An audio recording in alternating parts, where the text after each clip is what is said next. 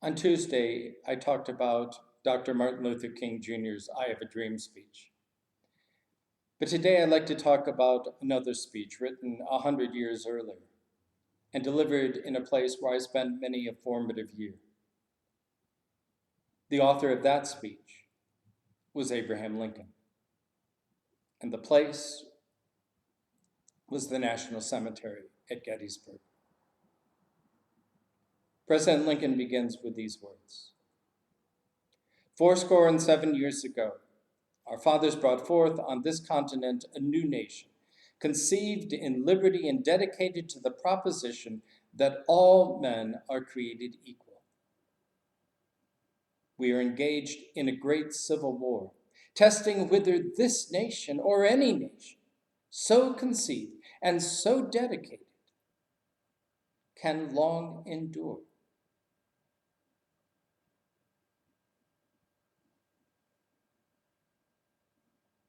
It is frightening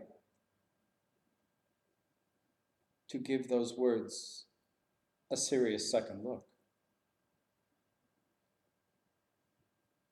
When they began to bounce around in my head last week in the midst of the turmoil we're experiencing,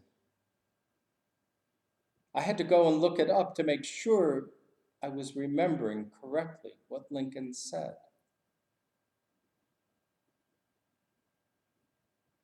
Can we long endure? Holding a proposition that all men and women are equal. Now, those who have studied the Constitution know fully well that the framers did not truly believe that all men were created equal. There are enough places that exclude Native Americans and Blacks from that list, not to mention women, in that equality. But for Lincoln,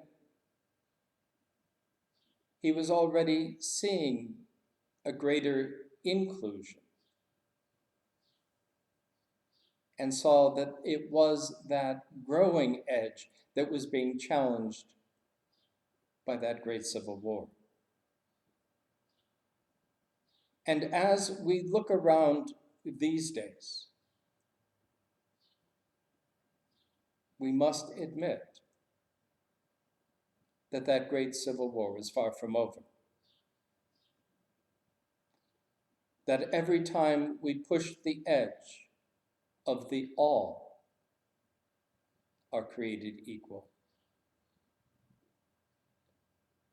the ugliness of our humanity rises up, and we are again engaged in warfare. We find ourselves on a new battlefield in our cities, in our towns. But the issue is still the same.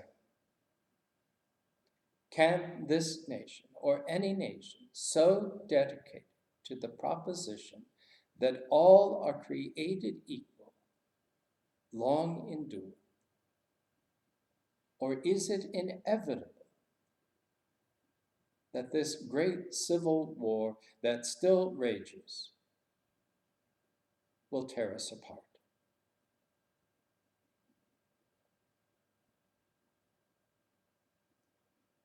It's a frightening proposition.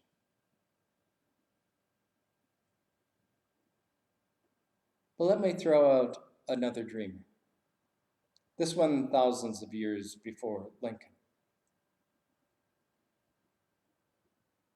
His dream is of a kingdom, a reign, a time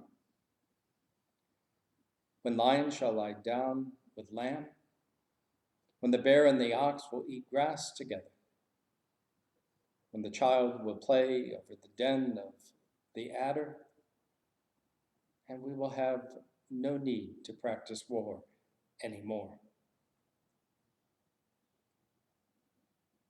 This dream is fit for second Isaiah and his dreaming dreams during the time of the exile of unbelievable hope and expectation. But these are not the words of second Isaiah. These are not spoken in exile. These are spoken in Jerusalem in a time when the nation is in great turmoil. They are more than halfway down the cosmic commode, and their fate is inevitable. And yet the prophet speaks a word of hope in the midst of their imminent destruction, their imminent self-destruction.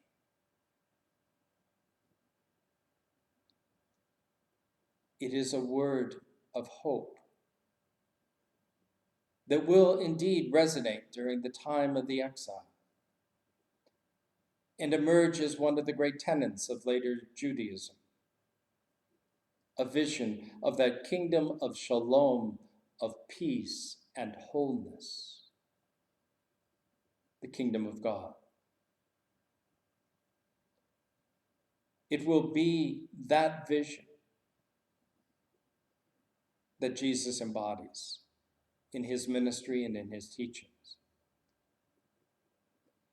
In his first sermon following his baptism, he announces, "The kingdom of God has now arrived. The kingdom of shalom has begun." In him, Isaiah's dream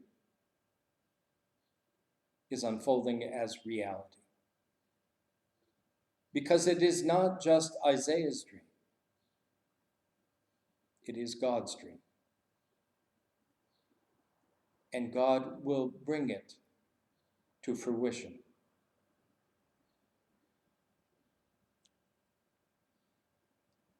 Jesus is the promise that that will occur. Unfortunately, even this dream has gotten watered down over the centuries. Those who have tried to bring it about, to wrestle with the peaceable kingdom in the realities of the world, have been thwarted time and time again, to the point where we've pushed the peaceable kingdom dream, the kingdom of God dream, off to heaven. That is the only place we will ever see it.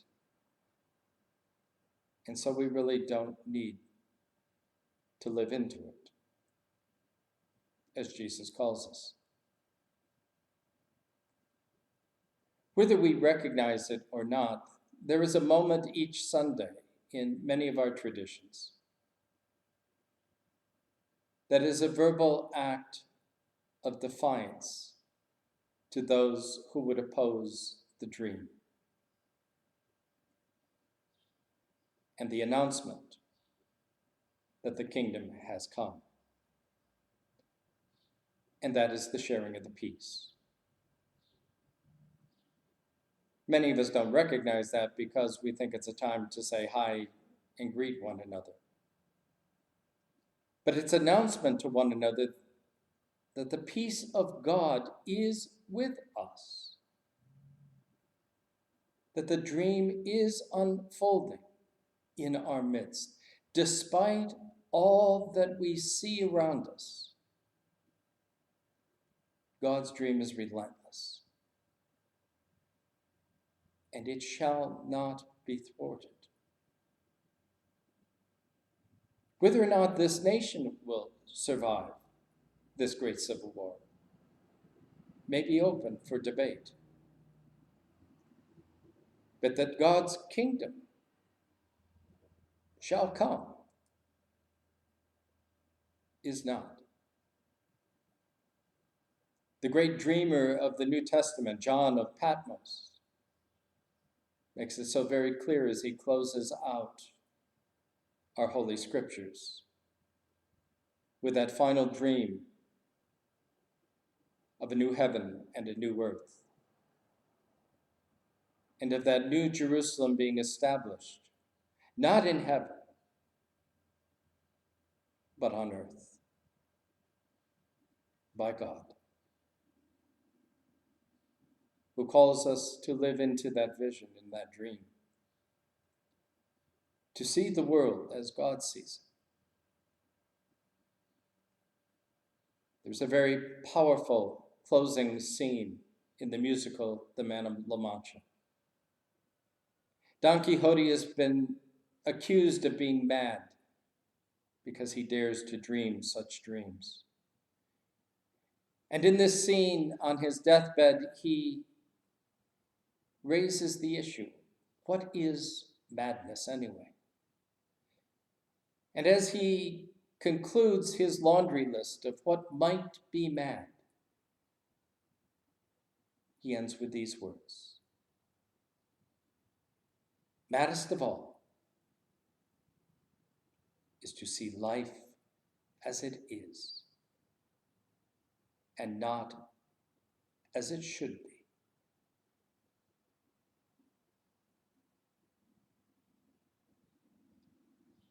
Have we gone mad?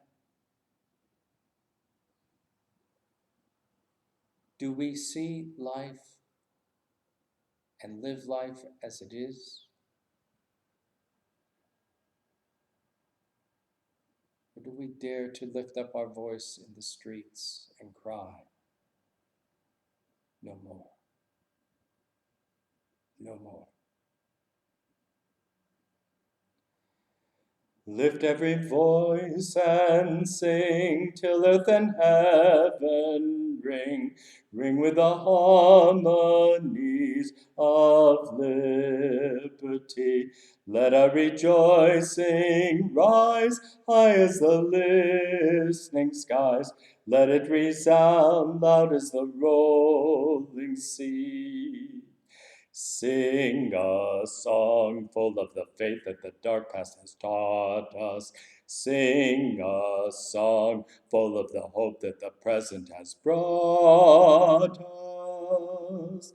Facing the rising sun of our new day begun, let us march on till victory is won.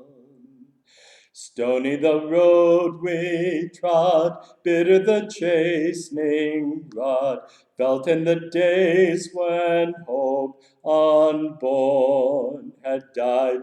Yet with unsteady beat have not our weary feet come to the place for which our parents sighed.